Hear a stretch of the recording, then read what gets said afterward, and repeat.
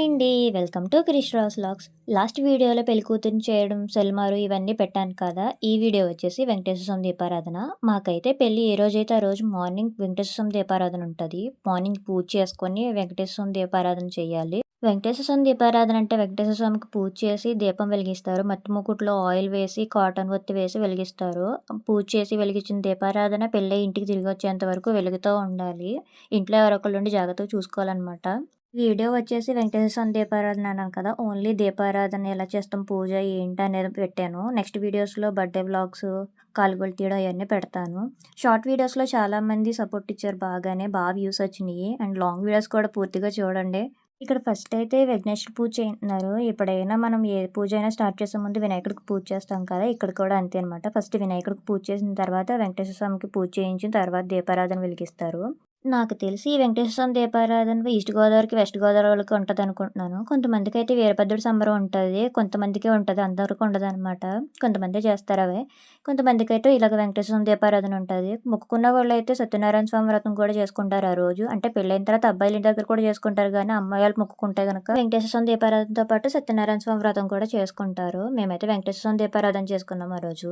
నేనైతే ముందే శారీకి ప్రీ ప్లేటింగ్ చేసుకొని, పిన్స్ పెట్టుకొని ఐరన్ చేసేసుకున్నాను. ఎందుకంటే ఆ టైంకి అసలు కరెక్ట్‌గా రావు కదా! కంగారులో సరిగ్గా కట్టుకోలేము కూడా. అదే ముందే పిన్స్ పెట్టేసుకొని రెడీగా పెట్టుకుంటే కొంచెం నీట్‌గా వస్తాయి కదా! నేను అందుకనే ముందే పిన్స్ పెట్టేసుకున్నాను. నేను ప్రీ ప్లేటింగ్ ఎలా చేస్తానో ఏంటనేది నెక్స్ట్ వీడియోలో పోస్ట్ చేస్తాను. ఈ వైట్ శారీ డ్రాపింగ్ అయితే నాకు బాగా నచ్చింది. పర్ఫెక్ట్‌గా వచ్చింది డ్రాపింగ్ మొత్తము. చాలా బావుంది కదా! శారీ డ్రాపింగ్‌తో పాటు మ్యారేజ్ టైంలో అమ్మాయిలకి ఏమేమి ఇంపార్టెంట్, ఏమేమి తీసుకోవాలి ఏంటనేది కూడా ఒక వీడియో చేద్దాం అనుకుంటున్నాను. ఎందుకంటే మ్యారేజ్ టైంలో నేను కొన్ని మిస్టేక్స్ చేశాను. ఒక వీడియో చేస్తే కొంతమందికన్నా యూజ్ అవుద్ది. ఎందుకంటే నేను చేసిన మిస్టేక్స్ వాళ్ళు చేయకుండా ఉంటారు. కొంచెం కేర్‌ఫుల్‌గా ఉంటేని. నెక్స్ట్ వీడియోలో కంపల్సరీ పోస్ట్ చేస్తాను. మిస్ కాకుండా చూసేయండి. అండ్ కొంతమందయితే కామెంట్స్ చేస్తున్నారు లవ్ స్టోరీ చెప్పమని. నేను చెప్తాను గానీ కొంచెం టైం పట్టుద్ది. కొంచెం టైం తీసుకున్న డెఫినెట్‌గా అయితే నేనైతే పోస్ట్ చేస్తాను వీడియోని లవ్ స్టోరీ గురించి. ఎంతమంది వెయిట్ చేస్తున్నారు మా లవ్ స్టోరీ గురించి కామెంట్ చేయండి. ఎందుకంటే తెలుసుకోవాలని ఉంది నాకు కూడాని. ఎంతమంది తెలుసుకోవాలనుకుంటున్నారో ఏంటనేది. చాలా మందికి డౌట్ ఉంది. మాదేమో వెస్ట్ గోదావరి, మా హస్బెండ్ వాళ్ళది నెల్లూరు. ఇంత లాంగ్ డిస్టెన్స్‌లో లవ్ స్టోరీ ఎలా స్టార్ట్ అయింది ఏంటనేది. మీకేం డౌట్స్ ఉన్నాయో కింద కామెంట్ సెక్షన్‌లో కామెంట్ పెట్టండి. ఆ కామెంట్స్‌కి అయితే నేను కన్ఫర్మ్‌గా రిప్లై ఇస్తూ ఒక వీడియో అయితే చేస్తాను. లవ్ స్టోరీ పెట్టినప్పుడు ఈ కామెంట్స్‌కి కూడా ఆన్సర్ ఇస్తాను. మా ఎంగేజ్‌మెంట్‌కి అండ్ మ్యారేజ్‌కి పెద్ద టైం లేదని చెప్పాను కదా! నేనైతే బ్లౌజ్ నేనే స్టిచ్ చేసుకోవాలి మగ్గం వర్క్ అని చెప్పి స్టార్ట్ చేశాను. అది స్టార్ట్ చేసిన తర్వాత నాకైతే చుక్కలు కనిపించినియి. అనవసరంగా స్టార్ట్ చేశానురా బాబు అని అనిపించింది.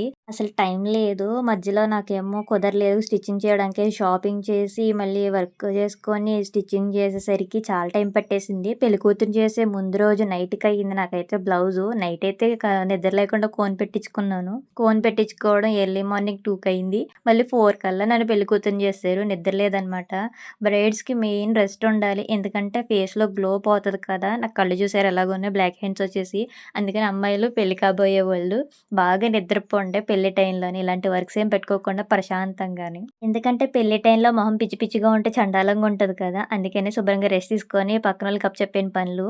అయితే నీ డబ్బులు బయటిచ్చేయడం బెటర్ అనిపించింది. కానీ మనంతట మనం చేసుకున్నది వేరు. సెల్ఫ్ సాటిస్ఫాక్షన్ ఉంటది. అలాగని చెప్పేసి ప్రధానం శారీకైతే వర్క్ స్టార్ట్ చేశాను. మధ్యలో ఇంకా అవ్వదని చెప్పేసి పసుమతి చీరకైతే బయట వర్క్ ఇచ్చేసాను నేను. అది కూడా ఎంబ్రాయిడరీ వర్క్. మగ్గం వర్క్‌కి ఇవ్వలేదు.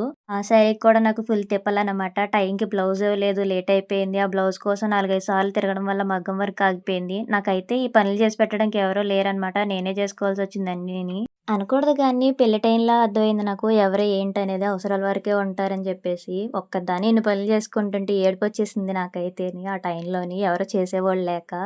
ఒక రోజైతే ఇంకా బాధొచ్చేసి ఫుల్లుగా ఏడ్చేశాను. ఆ రోజు పాపం మా భవనక్కకి హెల్త్ బాగోకపోయినా ఒక హ్యాండ్‌కైతే చేసి పెట్టింది. నిజంగా అదైతే మర్చిపోలేను నేను. ఆ వర్క్‌కి టెన్షను అవ్వట్లేదు. అనవసరంగా స్టార్ట్ చేసేసాను. అవ్వట్లేదని కంగారు పడ్డాను. పాపం తీసుకెళ్ళి బాలేపోయినా ఫినిష్ చేసి ఇచ్చింది నాకు. వర్క్ స్టార్ట్ చేసినప్పుడైతే చాలా కాన్ఫిడెంట్‌గా స్టార్ట్ చేశాను. ఎందుకంటే వర్క్ ఒకటి నేను చేసుకునే పనులైతే బ్లౌజులు ఎప్పుడో కంప్లీట్ అయిపోయేవి. కావాల్సినయి తెచ్చుకొని వాటిలకి వెళ్ళడం వల్ల ఇంకా లేట్ అయిపోయింది. అండ్ ఎంబ్రాయిడరీ వర్క్ ముందే ఇచ్చేసాను. ఇంకా ఈ వర్క్, ఆ వర్క్ అవ్వదని చెప్పేసి. అది ఇంకా 2 డేస్ ముందే చెప్పాను వాళ్ళకి నేను. నాకు కావాల్సిన టైం కన్నానే. ఆళ్ళింకా లేట్ చేసి ఇచ్చారనమాట. దానివల్ల ఇంకా లేట్ అయిపోయింది. మన అన్నవోళ్ళు నలుగురుండాలని అంటారు కదా! ఆ టైంలో నాకు అర్థమైందనమాట. ఎందుకంటారు ఏంటనేది. ఒక్కళ్ళే చేసుకోవాలంటే ఏ పని కంప్లీట్ అవ్వదు. నలుగురుంటేనే కదా కంప్లీట్ అయ్యేది. నాకు పెళ్ళికి ఏం కావాలి ఏంటనేది కూడా ఎవరు చెప్పలేదు. నేనే మా ఫ్రెండ్‌కి కాల్ చేసి అన్నీ కనుక్కున్నాను. పెళ్లి టైంలో ఏమేమి నెసెసరీ ఉంటాయి, ఏం తీసుకోవాలి, ఏంటి అన్నది. మా ఫ్రెండ్ చెప్పిందనమాట లిస్టు. అంటే తనకి ఆల్రెడీ మ్యారేజ్ అయిపోయింది. ఏమేమి తీసుకోవాలి, ఎలాంటివి కావాలి, ఏంటి అనేది తను చెప్పింది నాకు. మ్యారేజ్ టైంకయితే అన్నీ నేనే డెకరేట్ చేసుకోవాలనుకున్నాను. అంటే కొబ్బరి బొండాల మీద పేర్లు రాయడం, బిందెకి కొంచెం డెకరేషన్ చేసుకోవడం, కొబ్బరి చిప్పలకి ఆటిలకి చేస్తారు కదా! అలా చేసుకుందాం అనుకున్నాను. అసలు టైం లేదు. ఈ బ్లౌజ్ వర్క్ చేయడానికే టైం లేదింకా. అవన్నీ సెట్ చేసుకోవడానికి అసలు టైం లేదింకా. అందుకని వదిలేసాననమాట. ఒకవేళ మీరు ఇలాంటివన్నీ చేసుకోవాలనుకుంటే ముందే చేసి పెట్టుకోవడం బెటర్. ఎందుకంటే తక్కువ టైం ఉన్నప్పుడు ఇలాంటివి చేసుకోవాలంటే కష్టం కదా! కొంచెం గ్యాప్ ఉంటే అన్నీ మేనేజ్ చేసుకోవచ్చు. ఇంక వీడియో విషయానికొస్తే పూజ కంప్లీట్ అయిపోయిన తర్వాత దీపారాధన చేసిన తర్వాత అందరూ వచ్చి ఇక్కడ 3 టైమ్స్ అయితే ఏస్తారు. అంటే ఇంటి పేరుట ఉన్నవాళ్ళు వచ్చేలాగా 3 టైమ్స్ నూనె పోయాలనమాట దీపారాధనలో. దీపారాధన వెలిగించి అందరూ ఆయిల్ ఏసేసిన తర్వాత కొద్దిగా చిల్లర డబ్బులు, అక్షింతలైతే దీపారాధనలో వేసి దండం పెట్టుకుంటాము. ఈ దీపం వెలిగించిన తర్వాత అయితే వెంకటేశ్వర స్వామి పూజ స్టార్ట్ అవుద్ది. ఇక్కడ కొబ్బరికాయలు కొట్టేసిన తర్వాత వెంకటేశ్వర స్వామికి పూజ చేయడం అయితే స్టార్ట్ చేస్తారనమాట.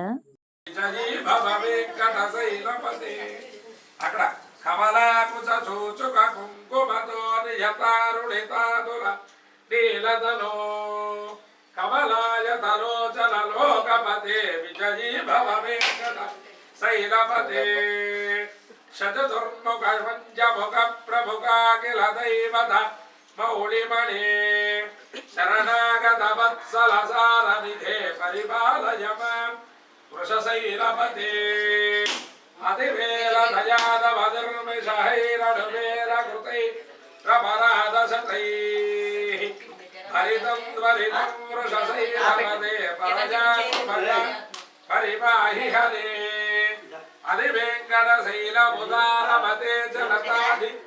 వెంకటేశ్వర స్వామి దీపారాధన చేసిన తర్వాత వెంకటేశ్వర స్వామికి ఇక్కడైతే పూజ చేయడం స్టార్ట్ చేసేసాము. ముందైతే వినాయకుడు పూజ చేసాం కదా, ఇప్పుడు వెంకటేశ్వర స్వామికి అనమాట. ఇక్కడ నుంచి నేను కొన్ని చోట్ల వాయిస్ ఓవర్ ఇస్తాను. అంటే పూజ చేయించారు కదా పంతులు గారు, ఆ ప్రాసెస్ అంతా ఉంచేస్తాను. ఎక్కడెక్కడ వాయిస్ ఓవర్ ఇవ్వాలో అక్కడ చెప్తానమాట. ముందు మనం పూజ చేసాం కదా పసుపు వినాయకుడిని, అదైతే దేవుడి దగ్గర పెట్టేస్తాము. ముందైతే పళ్ళల్లో బియ్యం పోసి దాంట్లో పూజ చేస్తాం కదా, తర్వాత బియ్యం తీసేసి వినాయకుడిని అయితే దేవుడి దగ్గర పెట్టేస్తున్నాను ఇక్కడ. చాలామంది వీడియోస్ చూస్తున్నారు కానీ ఫుల్గా చూడట్లేదు. మీరు వీడియో చూసిన దానికన్నా ఫుల్గా చూసిన దానికి ఎక్కువ సాటిస్ఫాక్షన్ ఉంటుంది. ప్లీజ్ సపోర్ట్ చేయండి. వీడియోని మాత్రం ఎక్కడ స్కిప్ చేయకుండా ఫుల్గా చూడండి.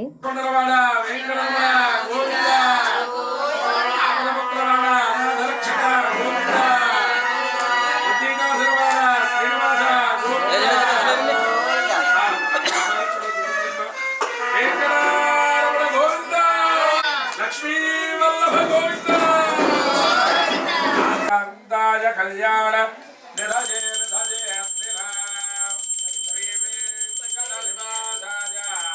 శ్రీనివాసాయ మంగళం శ్రీకాంతాయ కళ్యాణ నిరజే నిరజే శ్రీనివాసాయ మంగళం వెంకటరమణ గోవింద గోవింద లక్ష్మీరమణ గోవింద అనాథ రక్షక గోవింద ఆపద్బాంధవ గోవింద ఏడుకొండలవాడ వెంకటరమణ గోవింద. ప్రదక్షిణం చేయండి 3 సార్లు. యాగాన్ని ప్రణశ్యాంతి ప్రదక్షిణ పదే పదే పాపో హుమ్మామాత్మా పాపసంభవ రాజుమాంత్రమయాదేవా శరణాగతవత్సల అన్యథా శరణం నాస్తి త్వమేవ శరణం మమ అనుకోండి. తస్మాత్ కారుణ్య భావేన చెప్పండి. రక్ష రక్షో పరమేశ్వర జనార్దన రక్ష రక్ష శ్రీ అలివేలమంగ పద్మావతీ సమేత శ్రీ వెంకటేశ్వర స్వామి ప్రభు ప్రదక్షిణ సర్వాపరాధ నమస్కారాలు సమర్పయామి. ఇలా ఇంట్లో పూజ చేసుకున్నప్పుడు పుట్టింటి వాళ్ళు బట్టలు పెట్టాలి కదా, ఆ టైంకి అయితే మా మావయ్య వాళ్ళు రాలేదు ఇంకా అందుకని చెప్పి మా పెద్దమ్మ అయితే బట్టలు పెడుతుంది. మా అమ్మ మాత్రం మా వాళ్ళ ఫంక్షన్ ఏదైనా సరే ముందుండి అన్నీ చేస్తుంది. కానీ మా ఫంక్షన్స్కి వచ్చేసరికి మాత్రం ఎవరు అలా ఉండరు. మా గృహప్రవేశం టైంకి నా పెళ్ళికి బాగా అర్థమైందనమాట నాకు ఈ విషయం. ఫైనల్లీ పూజ అయితే కంప్లీట్ అయిపోయింది. నెక్స్ట్ వీడియోస్లో బర్త్డే వ్లాగ్స్, కాలుగోలు తీయడం అన్నీ అప్లోడ్ చేస్తాను. మిస్ కాకుండా చూసేయండి. And don't forget to subscribe my channel.